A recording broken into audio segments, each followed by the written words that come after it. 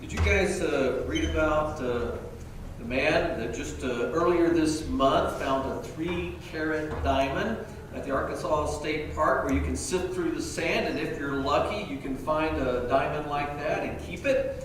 I've always thought it would be a pretty cool place to go. I always thought that'd be a great one. I don't know if I would ever find anything. I don't really have that kind of luck, but I love these stories where, and this guy goes there a lot evidently, but you're going through and you just find it and you get to keep it.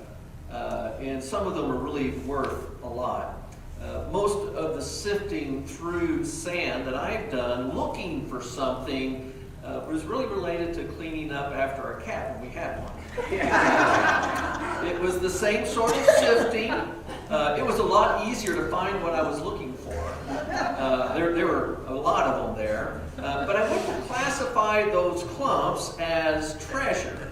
I'm not even sure that enough time and pressure would even turn them into much.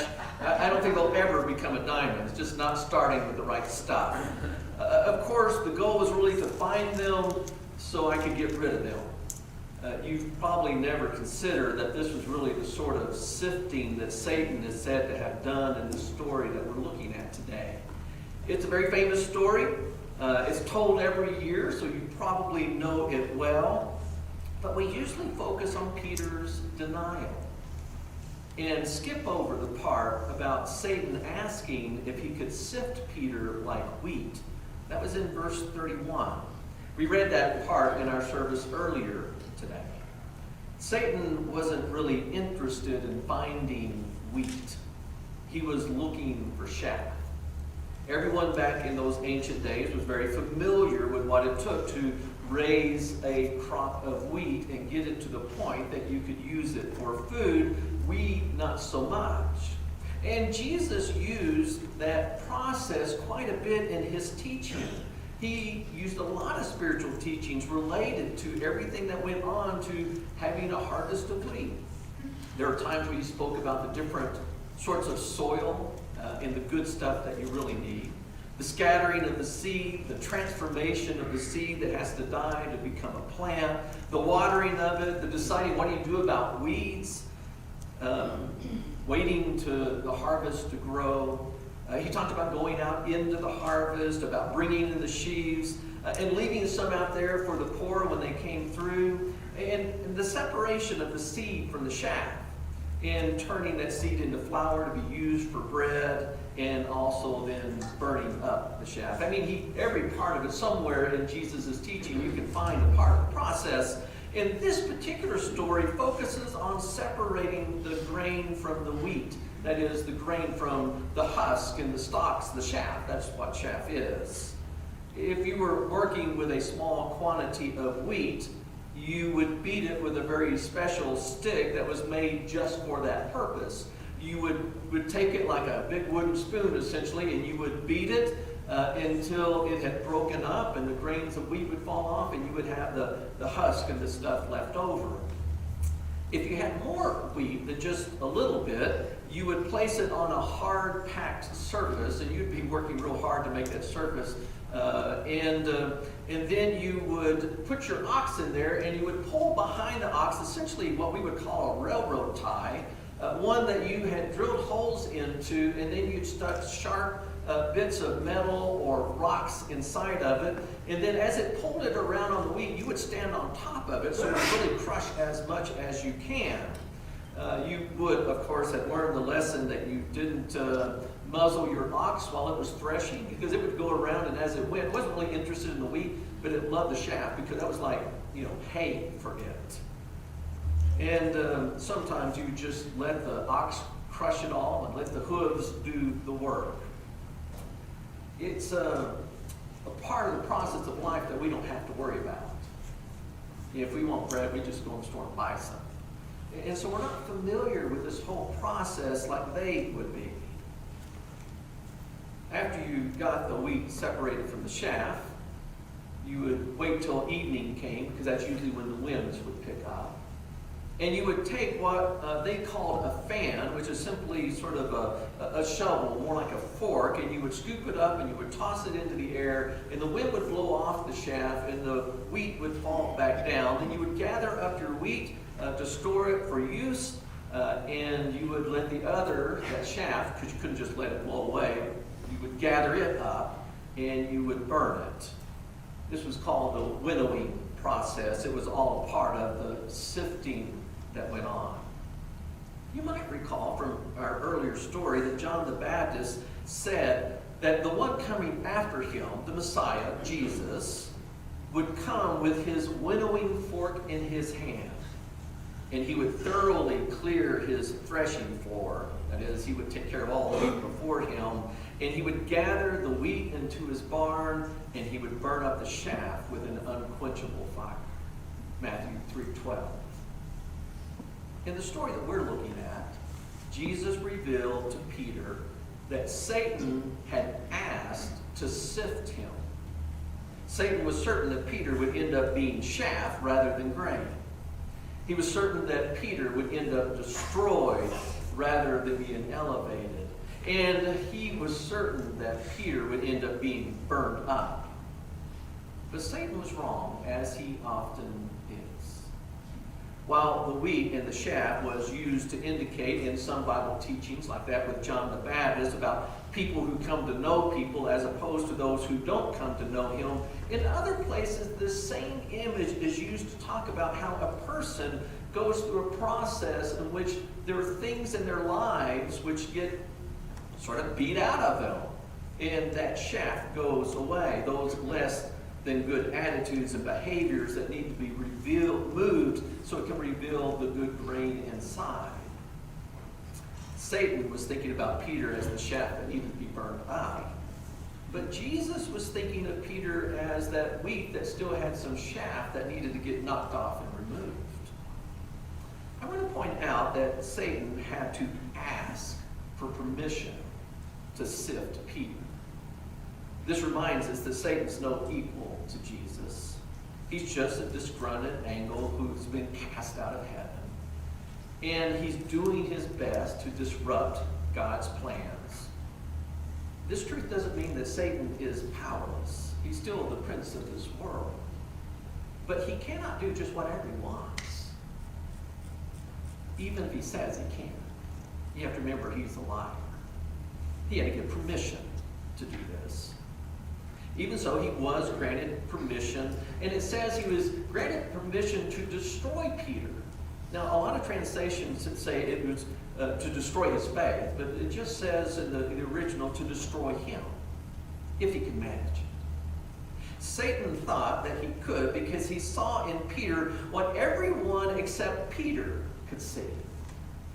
Peter was arrogant. He was prideful. He thought that he could make things happen by his own ability and might and initiative.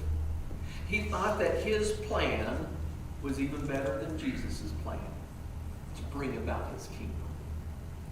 He really thought too much about himself. You remember that it wasn't long before this night that Jesus had revealed to his disciples, including Peter, that he was going to be going to Jerusalem to lay down his life as a sacrifice for sin, and that he would be put to death on the cross at the hands of ungodly men, and he would raise up on the third day. And Peter protested. Peter said he didn't want Jesus to go, and Jesus had to tell Peter, "Get behind me, Satan." Peter's actions on this night, the story that we're looking at, seem to show that he was still trying to prove that Jesus was wrong about him. He was not going to deny Jesus. He was not that sort of person. He was going to hold to it. He was going to stand up. He was going to defend Jesus even if it cost him his life. I think that desire to try to prove himself is what compelled him to draw his sword and to defend Jesus when he was arrested, as we studied last week. I think Peter would have taken them all on if Jesus hadn't stopped him. Peter's desire to prove Jesus wrong was what motivated him to follow the crowd that had arrested Jesus. He wanted to show, I'm this man, I can do it. In his mind, Peter was the only one brave enough to mingle with the enemy. The only one who could get behind the enemy lines and figure out some way to free Jesus from their grasp, because really, Jesus' plan really wasn't the best. But the scriptures are clear. pride comes before the fall.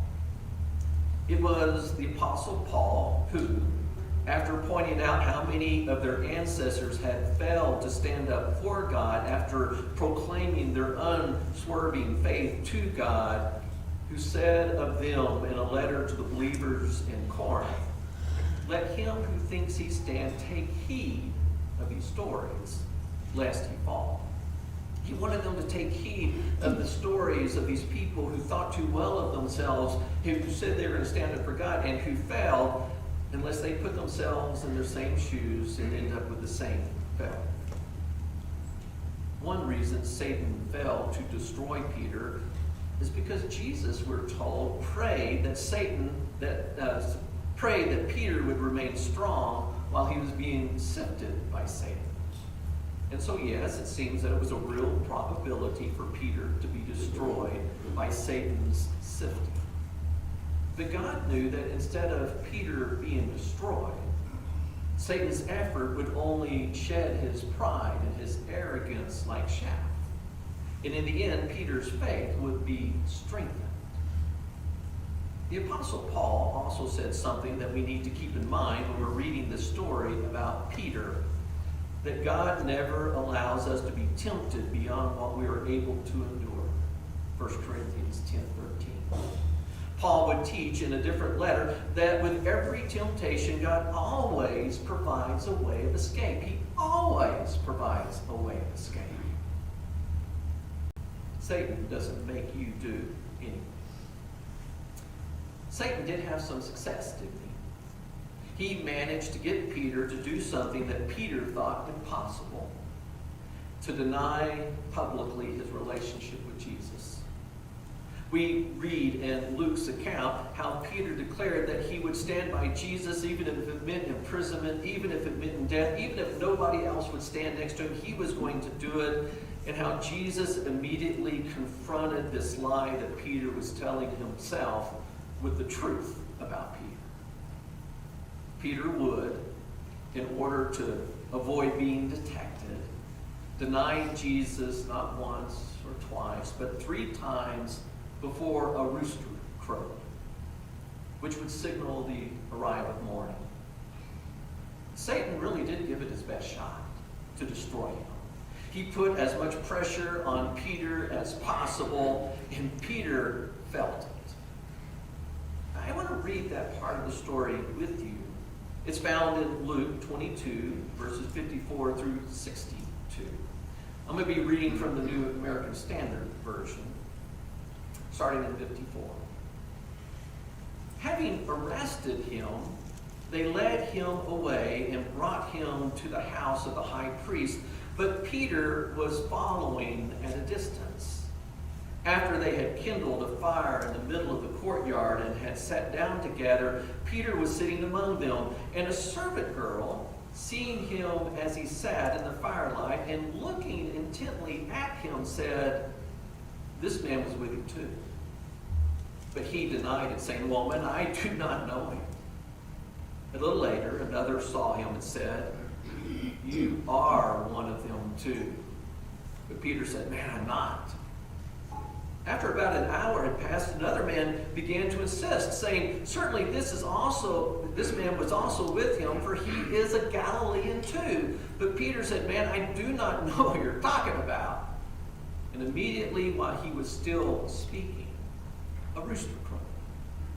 The Lord turned and looked at Peter, and Peter remembered the word of the Lord, how he had told him, "Before a rooster crows today, you will deny me 3 times." And he went out and wept bitterly. Instead of revealing his identity as one of Jesus' disciples when asked, Peter lies about it. He covers up the truth. He didn't think that it was an act of denial when he did it. He was just wanting to convince those asking him if he knew Jesus to leave him alone so that he could find a way to help Jesus. You know, Jesus' plan really was not the right plan. He was there to rescue Jesus, to get him out of this fix that he was in. Jesus had just listened to him in the first place. Things wouldn't be like this.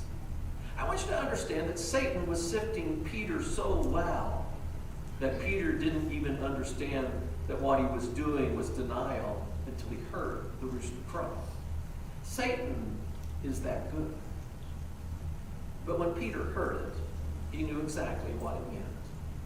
In that moment, he came to his senses, sort of like the prodigal son came to his senses. And instinctively, he looked to where Jesus was being held, and there was Jesus looking at him, watching him. In that exact moment, while he was still in the process, in the act of speaking, in the act of denying, looking right at Peter. It must have been devastating for Peter. We learned that Peter responds as any believer would respond whose boastful lie had been revealed by the truth, that his strength was really not strength at all, it was just bluster. That his arrogance was just that, prideful boasting. That he really wasn't as strong as he thought he was. Exposed by God's truth that he was weak. It is only when we can admit that we are weak that we can let God be our strength. But Peter hadn't learned that lesson yet. He runs from the place. It says he runs. We don't know where he ends up. He just needs to get away. To get away from the truth about himself. Finds some place where he can break down. Some place where he can weep. Not like Jesus wept by the tomb of his friend Lazarus, but the weep of bitter tears that comes from the sorrow of knowing that you have failed. We will never be ready to receive the good news unless we have come to understand the bad news about ourselves. The bad news is that we really are all sinners. The bad news is that Satan easily manipulates us with his lies to do what we say we would never do. Our sin really does separate us from God. We are not good grains of wheat. We're really the chaff, destined for fire. But the good news is that Jesus came to save us. He came to transform us from being chaff fit for the fire to being those precious seeds that are going to be gathered up and stored into heaven. I don't know if you've ever thought about that part, but somehow there's some miraculous, impossible miracle that takes place, and we get transformed from being chaff to being seeds. There's something that transpires in us whenever we are born again by the grace of God, when we accept him and begin to follow him. The good news in the story is that Peter was not destroyed by Satan's sifting. He was deeply wounded, but it was a wound that needed to take place. The spiritual winnowing that most of us probably need is not going to be a painless experience. Realizing that our spiritual failures because of our worldly pride is going to hurt. But our failure is not the end of the story, just as it was at the end of Peter's story. There's that redemption, there's that restoration. Jesus' prayer at the beginning of the story was not only that Peter not be destroyed, but it was that after Peter turned again, that he would strengthen his brothers. There's more to the story. So once again, what Satan meant for evil, God used for good. He did it for Peter, and he will do it for you. I'm going to ask our worship team if they would come forward. And as they do, I want you to leave you with this one promise. A promise that you know. It's found in Romans 8:28. But a promise I want you to remember in this context of being sifted. God makes all things work for the good of those who love him and called according to his purpose. Romans 8:28. God makes all things, even the sifting of those things in your lives, that Satan wants to use to destroy you. God is going to use that process to build you up and strengthen you so that you can be about His purpose, so that you can strengthen the people around you. You might be that diamond in the rough, but it's Jesus who's going to allow the pressure to be put in your life to bring forth the beauty of the seed that is you, not so all can admire it, but that you can be used to strengthen those around you, just as Peter would. I ask you to stand and give a commitment to the Lord.